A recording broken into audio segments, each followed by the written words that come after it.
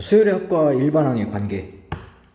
수열의 합이라고 하면은 이제 첫 번째 항부터 여러 개의 항을 더했을 때 우리가 이것을 기호로 써주지. 예를 들어서 10개를 더했으면 S에 10, 5개를 더했으면 S에 5, N개를 더하면 S의 N. 이게 이제 S의 N인데, 만약에 8번째 항이 궁금하다. 그러면은 이 수열의 합을 이용해서 우리가 8번째 항을 구할 수가 있는데, 8번째 항은 8개를 다 더한 다음에 7개를 빼주면 8번째 항이 나오는 거네. 8개의 합이라고 하는 것은 S8이라고 하는 것은 A1, A2, A3, A에 7, A에 8까지 구한 거고, S에 7이라고 하면 A에 1, A에 2, A에 3 해서 A에 7까지 구한 거지. 이 두 개를 빼주게 되면 8개에서 7개를 뺐더니 맨 마지막 8번째 항이 나온다. 이게 수열의 합과 일반항 사이의 관계인 거지. 자, 이거를 좀 일반화를 시킬 건데, 우선 A의 N이라고 했을 때 이 A의 N에 요 N에 이제 여러 가지 숫자가 들어갈 수가 있는데, 그 중에서 A의 1, 첫 번째 항이지. 이 첫 번째 항은 그냥 S1이 되는 거야. 이거는 누구도 반박할 수 없는 진리인 거지. 원래 이 기호의 뜻이 그런 거니까. 첫 번째 항은 한 개를 더한 것과 같다. 그런데 두 번째 항을 계산할 때에는 2개를 더한 것에서 1개를 빼야 된다. 세 번째 항은 3개를 더한 것에서 2개를 빼야 된다. 네 번째 항은 4개를 더한 것에서 3개를 빼야 된다. 이걸 다 적을 수는 없으니까 A의 n번째 항은 n개를 더한 다음에 n-1개를 뺀다. 이때 이 n을 1은 여기다 쓸 수 없겠지. 1을 쓰면 안 되고 요것들을 적는 거니까 n은 2보다 큰 자연수에 해당되는 규칙인 거지. 그래서 AN에 대한 규칙이 2개가 있는 거야. AN은 n이 만약에 1이라면 첫 번째 합으로 계산을 하고, n이 만약에 2보다 크거나 같다면은 Sn-Sn-1로 계산을 해라.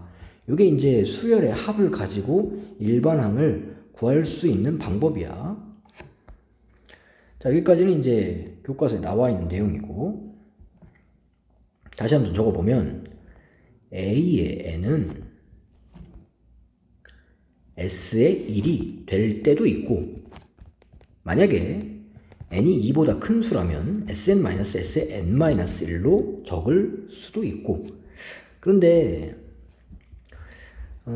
그러면 여기다가 1을 대입하는 건 안 되겠냐? 여기다 1을 대입하면 안 되는 거지.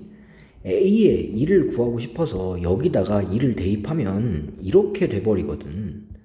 우리가 A의 1은 S1이라고 했는데 이 뒤쪽에 이게 붙어버리면은 얘가 얼마인지 모르기 때문에 요거는 장담할 수가 없습니다. 그래서 여기다가 1을 대입하면 안 되는 거지. 대입하라고 한 적도 없고. 그런데 가끔가다 여기다가 1을 대입해도 되는 경우가 있어. 언제 그러냐면은 만약에 S의 0이 0이라면 여기다가 1을 대입했더니 이렇게 나오게 되고, 이게 0이니까 제대로 계산이 되지. 이렇게 되면 제대로 계산이 되는 거잖아. 그래서 S의 0이 0이면 그때는 한 가지 규칙으로 다 통일을 해도 상관이 없다 이거야. 자, S의 0이 만약에 0이라면 A의 n을 계산할 때 그냥 이거로 계산을 해라 이거야. n은 자연수야. 그러면은 되나 보자. 여기에 A에 1을 대입하면 S에 1 마이너스 S 0인데 이게 0이라고 했으니까 맞네.